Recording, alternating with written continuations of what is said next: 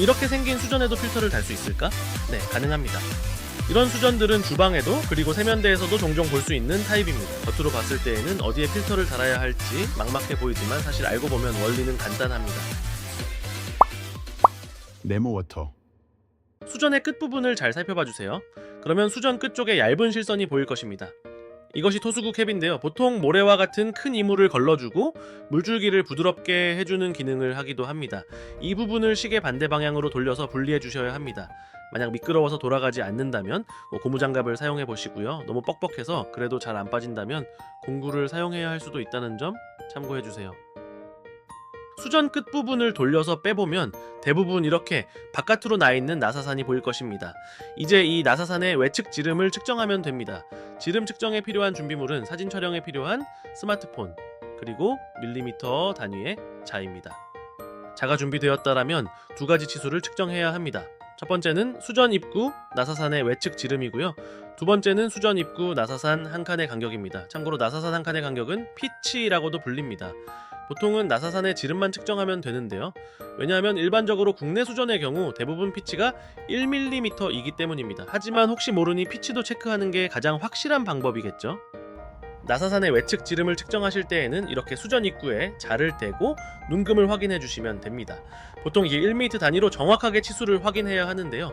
자를 대고 바로 눈금을 읽다 보면은 자가 흔들리는 경우도 있고 눈금이 너무 작다 보니 눈이 침침해서 잘 안 보일 수도 있습니다. 그러니 바로 읽으려 하지 마시고요. 자를 댄 후에 스마트폰으로 사진을 촬영하신 후 확인해 주세요.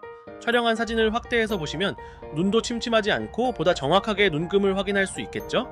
이런 방식으로 지름을 측정하셨다면 다음은 눈금 한 칸의 간격을 측정해 주시면 됩니다. 이번에도 같은 방법으로 하시면 되는데요.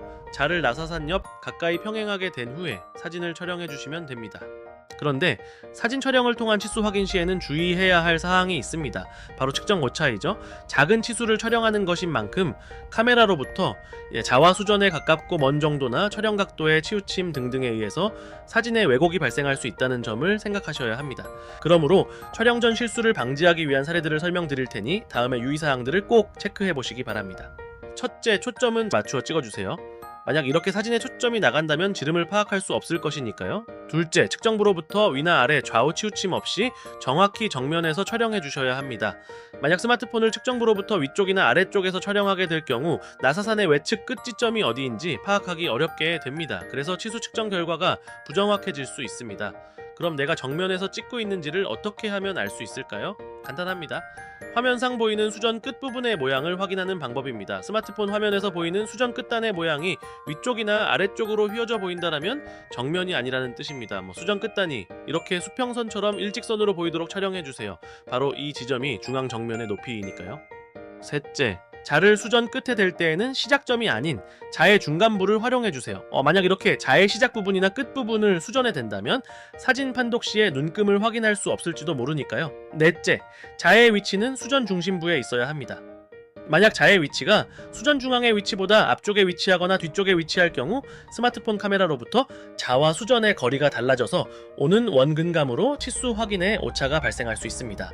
자는 꼭 수전의 중심부에 위치한 상태에서 촬영할 수 있도록 해주세요.